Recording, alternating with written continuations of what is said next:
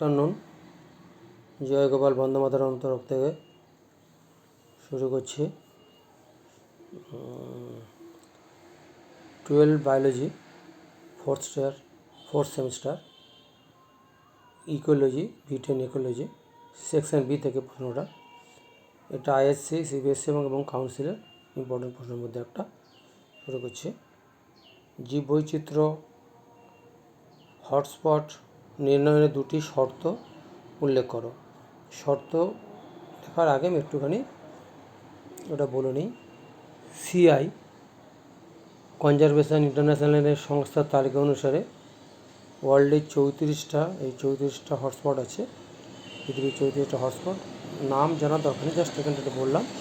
জীববৈচিত্র্য হটস্পটের মধ্যে এটা 2004-এ হটস্পট রিভাইজ 2004 এই পুস্তকের মধ্যে 34টা আছে। এই পৃথিবীর 34টা হটস্পটের মধ্যে পৃথিবীর 3টি হটস্পট অঞ্চলের মধ্যে বেশিরভাগ অংশটাই ভারতের ভূখণ্ডের মধ্যে পড়ছে। সেইটার নাম হচ্ছে হিমালয়, পশ্চিমঘাট পর্বতমালা, শ্রীলঙ্কা, ইন্দো-বার্মা আর সুন্দরল্যান্ড। এই 4টে হটস্পটের নাম থাকতে পারে। ক্লাস 10-এ তো ছিল, এর মধ্যে এটাও আছে। এবার যেটা লাগবে যে জীববৈচিত্র্য হটস্পট নির্ধারণ দুটো শর্ত।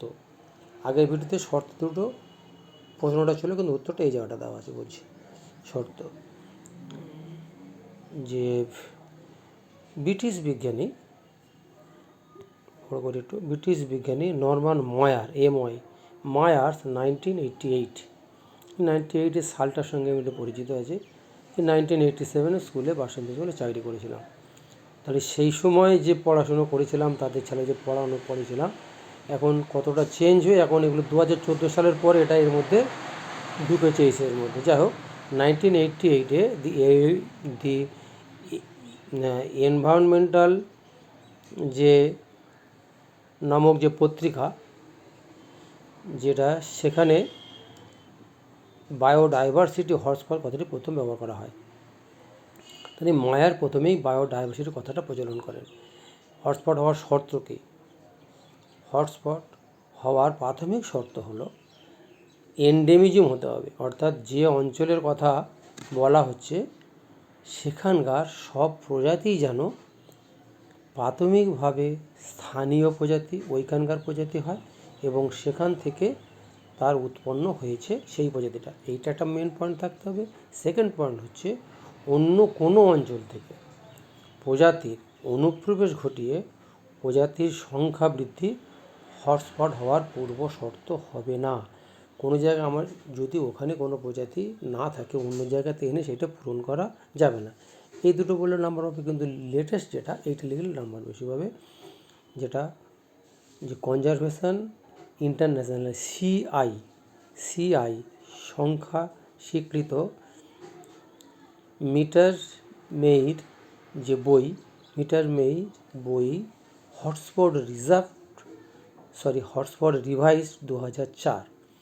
এই 2004-এর সঙ্গে সঙ্গে আমার একটা নিজের একটা ঘটনা আর কি। 2004-এ এমএসসি পাস করেছিলাম। 1984 তখন অনার্স পাস করেছি, তখন চাকরি পেয়েছি 87-এ।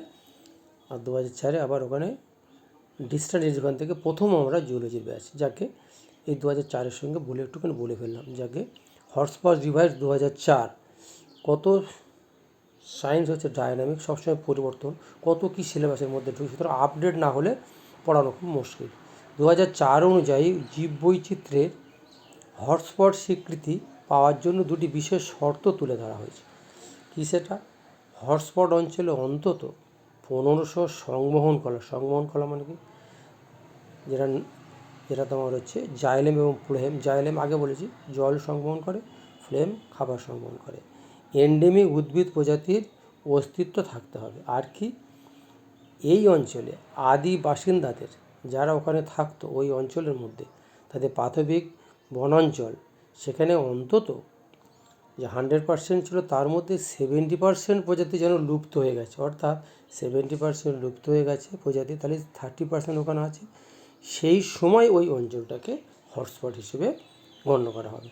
আর ওখানে 4টে হটস্পটের নাম বললাম। এখান থেকে এই যে হিমালয়, পশ্চিমঘাট শ্রীলঙ্কা, ইন্দো বর্মা, সুন্দরবন। ক্লাস 10-এর 2026 সাজেশানে আমার একটা অডিও ভিডিও ওর মধ্যে আছে। ওয়েস্টার্ন ঘাট, ইস্টার্ন পূর্ব হিমালয়, পশ্চিম হিমালয়তে ওর মধ্যে দেওয়া আছে। যাকে পরের প্রশ্ন হচ্ছে, এস আকৃতির পপুলেশন বৃদ্ধির যে লজিস্টিক গ্রোথ তাদের পর্যায় বর্ণনা। 3 নম্বর প্রশ্ন থাকতে পারে। লজিস্টিক বৃদ্ধির একটা ছবিটা আগে একটু দেখে নিই, তাহলে সুবিধা হবে। লজিস্টিক দুটো আছে, এটা ইংলিশ আর বাংলা দুটোই করা আছে। এখানে হচ্ছে পপুলেশনের সংখ্যা বৃদ্ধি, এদিকে ওয়াই, এদিকে এক্স, ধরো এটা সময় টি দেওয়া হয়েছে। এস আকৃতির লেখচিত্র, সিগময়েড কাপ বা লজিস্টিক বৃদ্ধি যা কিছু বলতে পারো। এখান থেকে আস্তে আস্তে ল্যাগ ধনাত্মক, লগ হার2 বাড়লো, আস্তে আস্তে কমছে, সেখানে স্থিতিশীল দশা, এটা ক্যারিং ক্যাপাসিটি, এটা ইংলিশে করা যায়। ইংলিশ মিডিয়ামের জন্য আরেকটা এখানে করেছি দুটো। দেখো আমার হাতের লেখা ছবিটা অতটা ভালো নয়, হয়নি। এটা দেখো ছবিটা দেখো, এস এখান থেকে গিয়ে আস্তে আস্তে আস্তে আস্তে এস হয়েছে। দেখো এটা lag phase, slow initial growth, rapid growth to বাড়লো, এক্সপেন্সিয়াল গ্রোথ, আস্তে আস্তে এবার কমা শুরু হচ্ছে। Deceleration phase, growth slow as resources become limited. এখানটাকে এটার সঙ্গে প্যারালাল হয়ে যাচ্ছে। এটা population level of at carrying ক্যাপাসিটিকে ক্যাপিটাল কে দ্বারা বলা হয়। এখান থেকে এটা হচ্ছে বহন ক্ষমতা, ক্যারিং ক্যাপাসিটি। এবার উত্তরের মধ্যে চলে যাই, উত্তরটা আলোচনা করে দিই। তাহলে সিগমাটার কাদের মধ্যে আমরা দেখতে পাবো? মানুষ, উদ্ভিদ, প্রাণী, ইস্ট প্রভৃতির পপুলেশনে এস আকৃতির জনসংখ্যা বৃদ্ধি লক্ষ্য করতে পারবো। এস আকৃতির লেখচিত্রের যে দশা, কটা দশা? 5টা দশা। 5টার মধ্যে হচ্ছে ল্যাগ, স্তিমিত দশা, প্রাথমিক অবস্থায় নতুন পরিবেশে যে জীবটা আসছে তাকে একটু মানিয়ে নেওয়ার সময়। আমারও একই অবস্থা, প্রথমে হাত দিয়ে লিখছিলাম, এখন একটু সব জেনে টেনে একটুখানি যন্ত্রপাতি ব্যবহার করে এইগুলো ব্যবহার করতে সবে শিখেছি। তাহলে ল্যাগ দশা ছিল আগে, নতুন পরিবেশ মানিয়ে নেওয়ার ফলে পপুলেশন বৃদ্ধির হার কম হয়। তখন আস্তে আস্তে আমি রেকর্ডিং করতাম, এখন একটু তাড়াতাড়ি করতে পারছি। মানিয়ে নিতে সময় নেওয়া, অর্থাৎ অভিযোজনগত প্রচেষ্টার জন্য বৃদ্ধির হার কম হয়, এটা বললাম। এবার হচ্ছে ধনাত্মক ত্বরণ দশা, পজিটিভ অ্যাসিলারেশন, পজিটিভ অ্যাসিলারেশন।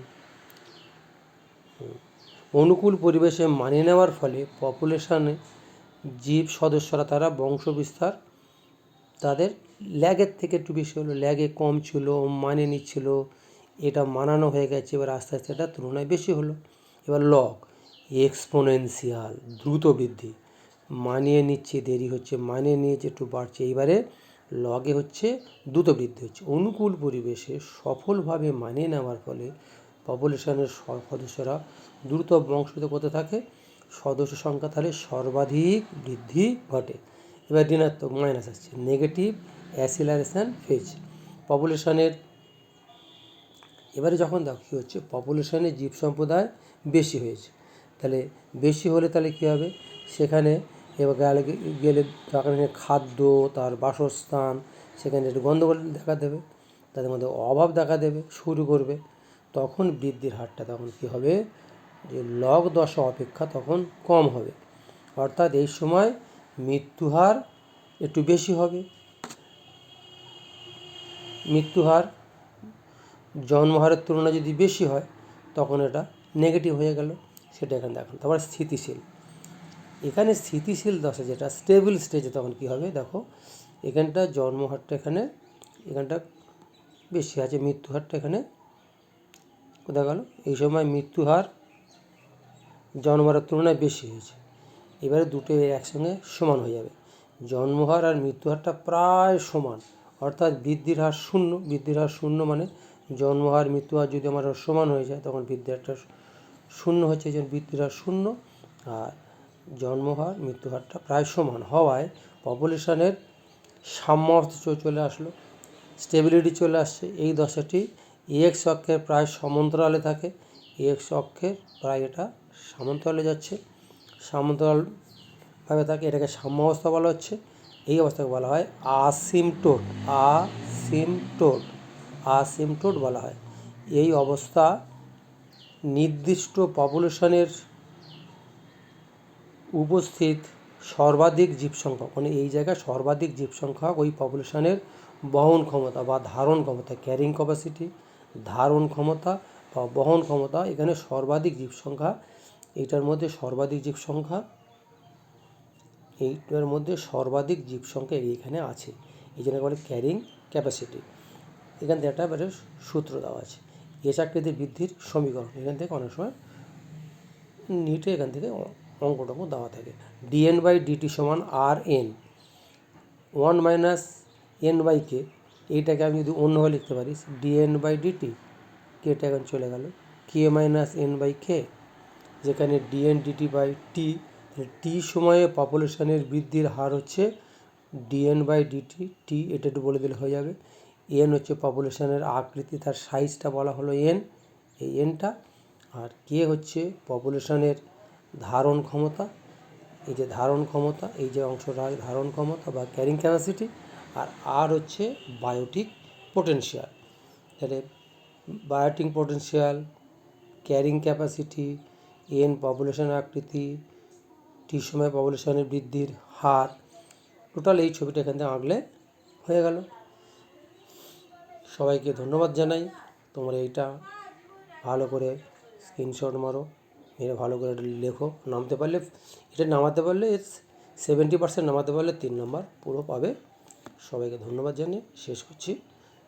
সবাই এটাকে সাবস্ক্রাইব করো, কারণ আমার চেষ্টা যেন বিতর না হয়, আমি যেহেতু খাটছি, তোমরা একটু সাবস্ক্রাইব করো। তোমরা কিছু না, তোমার এটা পরীক্ষায় নামালে, পরীক্ষার নাম্বার পেলে ওটাই আমার আনন্দ। এখানে শেষ করছি, সবাই ভালো থেকো।